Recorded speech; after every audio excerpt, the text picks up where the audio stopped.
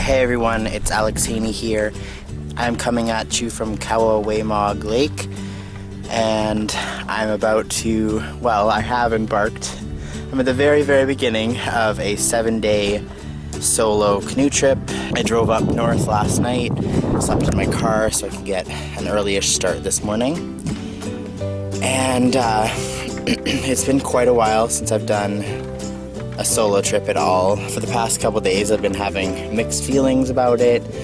Obviously I'm very excited, but for anyone who's done, you know, a solo trip, especially more than a couple days, you know, it can be kind of psychologically intense sometimes.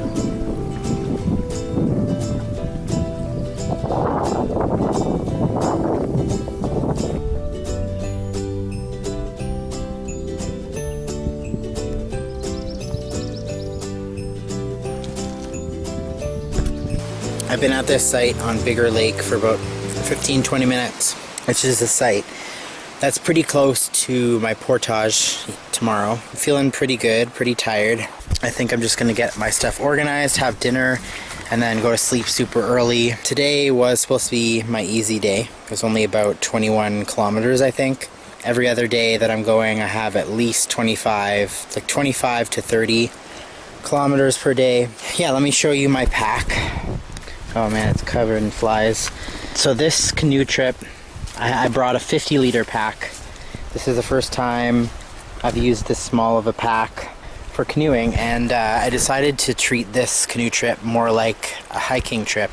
I went with my lightest stuff, and I have a bunch of cool gear to show you guys as I go through it. I'll share that with you.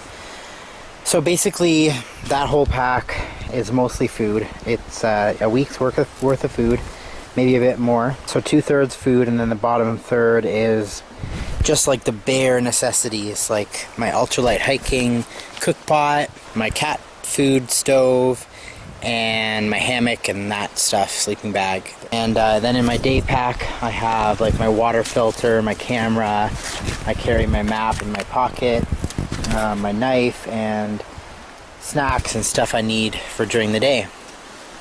And that's working out really well for me. So this is what I'm keeping my food in this time. I'm not bringing a barrel because I wanted to keep everything in one bag, just so I could do single carry portages. So I have 2 of these bags. These are the OP sacks. So these are like insanely odor-proof and waterproof bags. Like you can submerge these and it won't get wet. So that's all my food for the week. Dinners and snacks, and then each of them goes in one of these. So I talked about these a bit in a video I did a while ago on backcountry food storage, so I'll link that right here so you can hear me talk about that. But this is actually the first time I'm using them. So I'm hoping that it'll work, because otherwise I'm fucked. Okay, so here are the 2 bags, all cinched up as tight as I could get them, with the double overhand knots in them. Now this is as tight as I could get it, and it's still like enough space for like a mouse or something to get in. Maybe not that one, I don't know. Now the next step is to hang this up in a tree, but you don't have to hang it like you would a bear bag. You just tie it to a branch or something like that. So I'm gonna go find one of those.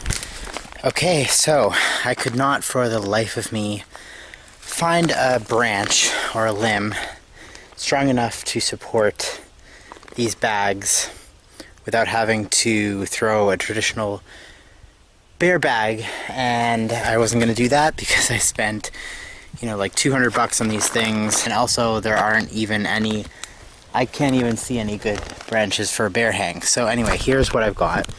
So they're just on this trunk. I've seen people do it on the trunk, so whatever, I'm just gonna do it too. Each bag I've got one of these like figure 8 climber type knots. We'll see how that works, and hopefully I won't have to go home tomorrow.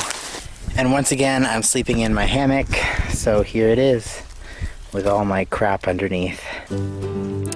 Well, this is freaking beautiful in here. Check it out. I'm on Laughlin Creek. On my way down south to Nipissing today. I have a couple of long portages, 3 portages that are like 2,000 to 2,500 meters. So it should be a brutal day, and I think it's about 25 kilometers too. Well, here I am on the other side of Laughlin Creek. Here's what it looks like. This section,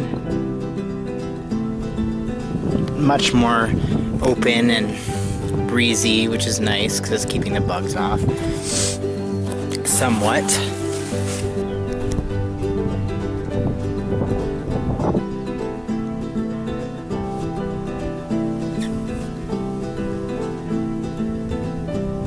Well, just like Jeff of Jeff's Maps promised, low water is making travel difficult along Laughlin Creek.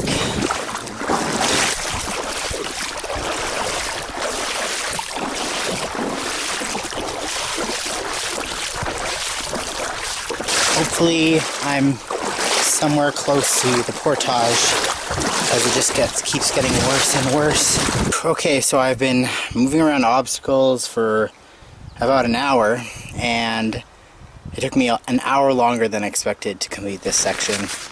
And I got to here, and I was cursing myself because I thought, damn, I missed the portage somewhere, because surely this is considered non-navigable.